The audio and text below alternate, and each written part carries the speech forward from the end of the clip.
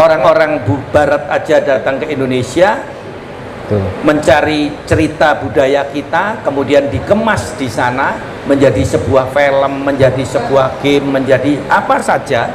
Sebetulnya orang-orang Barat itu semua hampir bisa dikatakan, kalau saya lihat game, lihat film-film Disney segala macam, itu mereka mengambil source-nya itu dari budaya-budaya khususnya di Asia.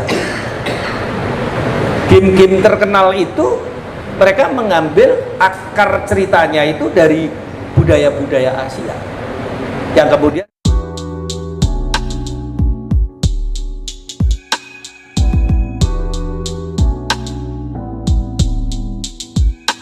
sekarang tuh untuk membangun kejernihan sudah sejauh mana.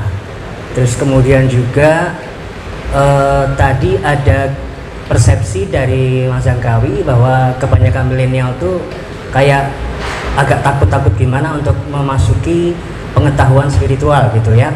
Nanti kita akan langsung tanyakan juga kepada saudara-saudara kita milenial. Terus, nah yang menarik lagi juga bahwa yang disampaikan Mas Jangkawi makin meyakinkan kita, namanya revolusi spiritual jelas bukan sesuatu yang sifatnya itu berdarah-darah, apalagi ya menggabung-gabung, enggak. Karena yang dilakukan justru adalah proses penjernihan diri masing-masing, penjernihan jiwa masing-masing. Seperti kita lakukan ini, dialog ini berarti menciptakan sebuah gelombang. Ngaji rasa ini menciptakan sebuah gelombang energi yang nantinya akan mempenetrasi alam bawah sadar, tak sadar, dan sadar dari manusia untuk kemudian mengkonstruksi dirinya di dalam satu kegiatan Hamamayu Hadining Bawono. Jadi apa yang kita lakukan saat ini, wong namanya lumba-lumba saja tadi bisa mengirimkan gelombang komunikasi seperti itu, kita pun juga secara sadar tak sadar memberikan gelombang positif seperti itu ya. Baik, nah niki wonten kita dipertemukan di kesempatan ini dengan Pak Reno, seorang budayawan dari Surabaya. Tadi sudah saya perkenalkan. Nah ini Pak Reno, monggo. Tema tentang membangun kejernihan akal budi spiritual via museum, ya kan? Ini pertama karena aktivitas Pak Reno kan di museum, permuseuman. Nah, bagaimana supaya museum ini bisa menjadi sarana untuk ketika orang masuk, apalagi menarik bagi milenial, kemudian masuk ke sana dan kemudian terjadi informasi-informasi yang menjernihkan akal budi dari orang yang masuk ke museum. Nah ini sebuah challenge ya Pak Reno. Monggo tanggapan Pak Reno. Terima kasih. Terima kasih Romo Wibi, dan selamat siang semua pendengar dan pemirsa Ngaji Roso. Terima kasih atas kesempatan yang telah menghadirkan saya di tempat ini. Saya mungkin lebih fokus pada bicara tentang masalah budaya, karena spiritual itu tentu saya setuju dengan apa tadi yang dikatakan Pak Jangkawi. Spiritual itu harus terbangun dari rasa kesadaran terlebih dahulu. Ketika orang itu sadar bahwa kita ini bersaudara di dalam negara Republik Indonesia, karena tidak ada di Nusantara ini, kalau kita belajar dari fakta sejarah, tidak ada di Nusantara ini orang yang bisa mengklaim bahwa dia yang paling punya dan paling berkuasa. Karena kita harus tahu bahwa jauh sebelum kita ada manusia purba Jawa yang ditemukan di Sangiran, ditemukan di Wajak, dan ditemukan di tempat-tempat lain, termasuk di Jawa Barat, ditemukan di salah satu gua yang saya agak lupa ini. Jadi intinya di Nusantara ini ada pernah hidup manusia purba. Ya kalau bicara yang paling punya Nusantara ini ya harusnya mereka. Tetapi harus diketahui bahwa mereka sudah punah karena peristiwa meletusnya Krakatau yang sampai Krakatau purba itu diperkirakan beratus tahun menutup matahari karena ledakannya begitu kuat dan itu memusnahkan semua binatang maupun manusia purba. Oleh karena itu kalau kita belajar faktanya di Sangiran, penemuan itu berpuluh meter penggalian binatang-binatang purba, manusia purba itu terpendam berpuluh meter, bisa 20 meter, 25 meter penggalian itu. Artinya mereka sudah punah.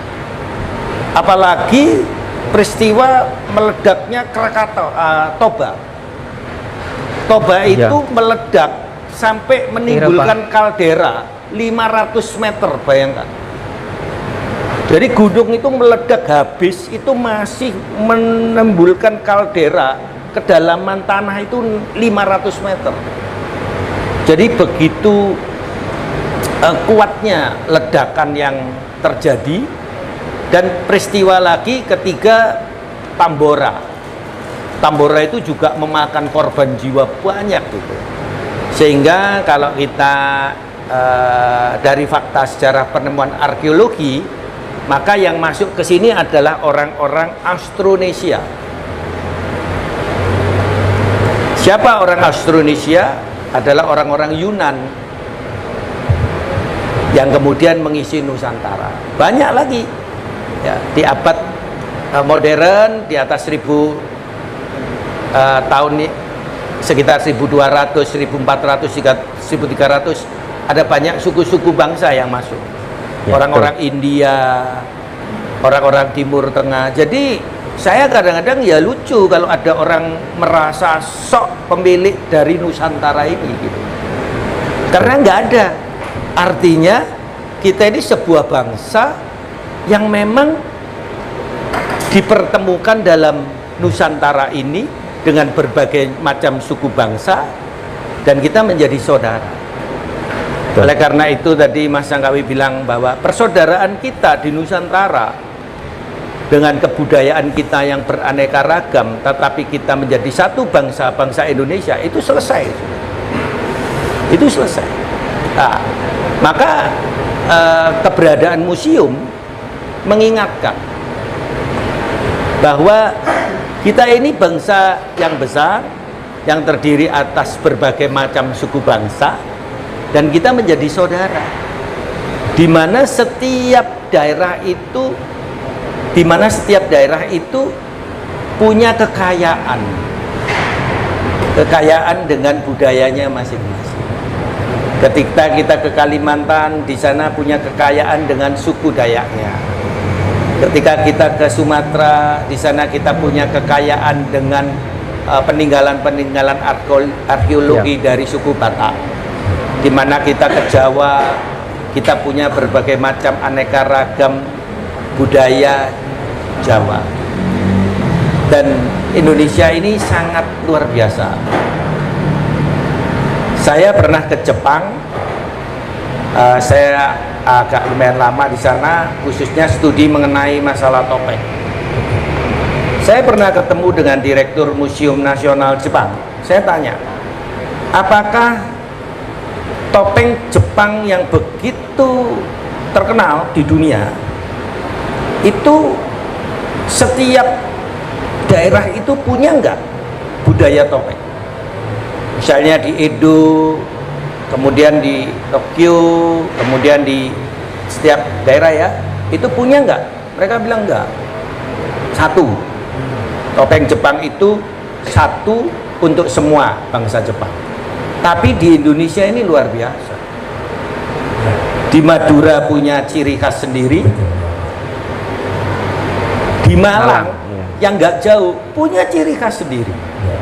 Kemudian kita ke Banyuwangi punya ciri khas sendiri, nyebrang ke Bali punya sendiri, ke Lombok punya sendiri, kita ke Sumba punya sendiri, ke Papua punya sendiri, ke Maluku. Wow, betapa hebatnya. Artinya bukan budaya saja, berarti bangsa kita ini bangsa yang punya kreativitas yang luar biasa. Lah, oleh karena itu anak-anak muda kita harusnya basic kreativitas ini, basic budaya ini bisa melahirkan sebuah ekonomi, bisa menghasilkan karya-karya kreatif yang luar biasa. Orang-orang barat aja datang ke Indonesia mencari cerita budaya kita, kemudian dikemas di sana menjadi sebuah film, menjadi sebuah game, menjadi apa saja. Sebetulnya orang-orang barat itu semua hampir bisa dikatakan, kalau saya lihat game, lihat film-film Disney segala macam, itu mereka mengambil source-nya itu dari budaya-budaya khususnya di Asia.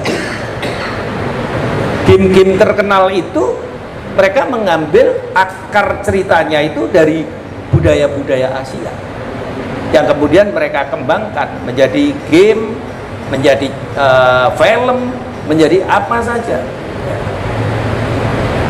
Saya ingin menyampaikan pesan kepada generasi muda kita, sebenarnya museum itu tempat kita berkreativitas. Dan sebagai penutup dari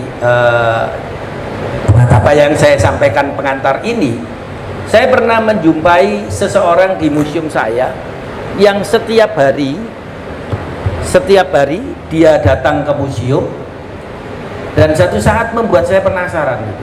Saya datang ke dia, "Adik dari mana?" "Saya dari ITB, Pak." "Ngapain di sini?" "Saya lagi belajar seni pahat yang buat skripsi saya. Kebetulan saya seorang arsitektur.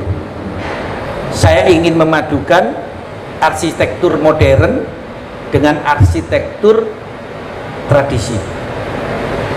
Jadi ada sebuah potensi besar ini buat adik-adik semua milenial kita.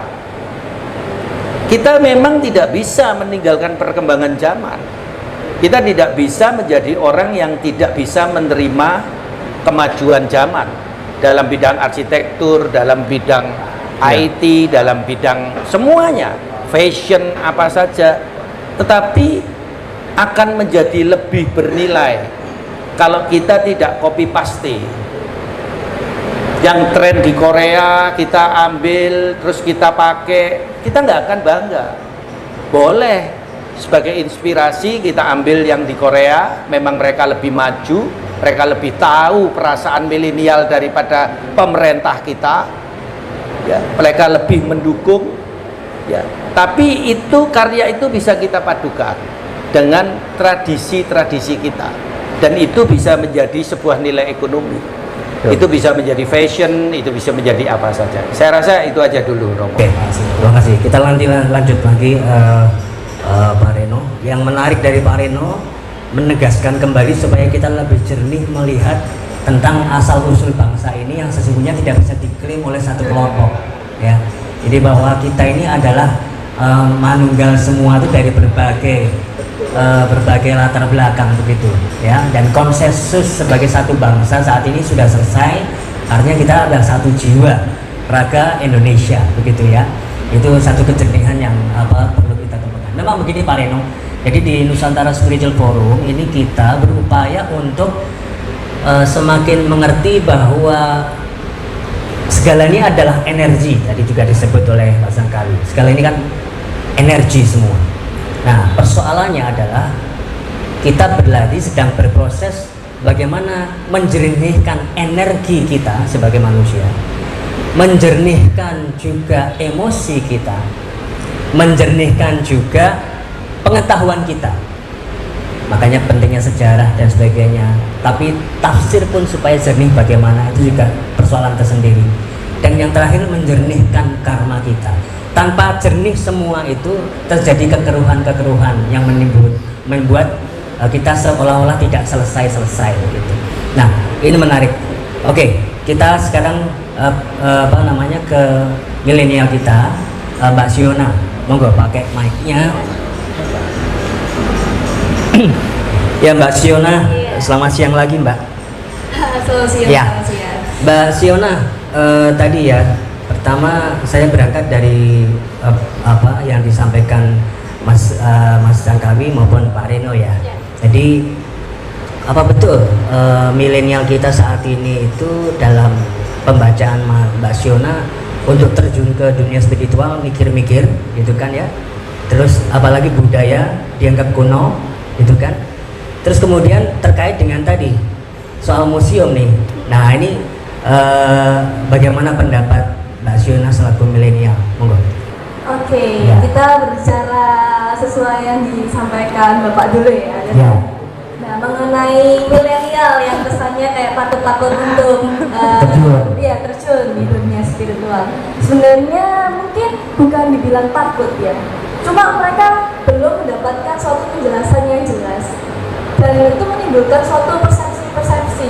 Dimana akhirnya itu yang akhirnya menimbulkan kayak spiritual itu yang kayak gimana? Itu masih belum jelas di mata milenial yang akhirnya menimbulkan mereka itu semacam belum berani mencoba dan masih mencari informasi yang nyatanya itu kan nggak benar. Nah seperti itu sih. Nah kalau misalkan kita berbicara tentang, tapi bukan berarti mereka nggak mengarah ke sana ya, karena gimana pun juga. Oh jadi tetap ada mereka sebetulnya mau mengarah ke sana sambil bertanya-tanya. Iya betul sekali, karena gimana pun juga seperti yang kita lihat isu-isu sosial yang ada ini membuat kegelisahan dan itu juga akhirnya mengarah ke kerinduan. Gimana akhirnya bisa mencapai sebuah ketenangan, kemurnian jiwa. Nah karena itu yang gimana pun juga nggak bisa dihindari, meskipun mereka denial kayak sebenarnya kayaknya aku sebagai manusia bisa berdiri sendiri dan lain-lain, tapi itu nggak bisa dihindari bahwa keresahan untuk mencari pegangan itu tetap ada. Nah berbicara tentang tadi bisa disampaikan lagi paling tentang Ya museum sekarang misalnya. museum. Museum ini kan tadi ya dari Pak Reno kan kita supaya jernih melihat sejarah bangsa, Iya. ya kan? Dan itu juga apa namanya penting, kata Pak Reno jelas penting sekali, apalagi untuk milenial. Tapi bagaimana sekarang antara milenial dengan museum? Nah, sebenarnya ya antara milenial dan museum, sebenarnya museum ini tetap menarik di mata milenial. Seperti benar. Karena seperti yang kita lihat sekarang, kalau misalnya kita lihat di Jogja ataupun mana, museum-museum udah mulai dikunjungi lagi dengan milenial, meskipun mungkin ada tujuannya museum itu masih belum dicapai gitu. Kan museum untuk mengedukasi, tapi kadang museum ini dijadikan untuk sarana hanya berfoto dan lain-lain. Ya seperti apa ya, supaya terlihat pintar di sosial media, self branding gitu. Nah tapi menurut saya itu juga sebagai suatu celah yang bisa dikembangkan oleh museum.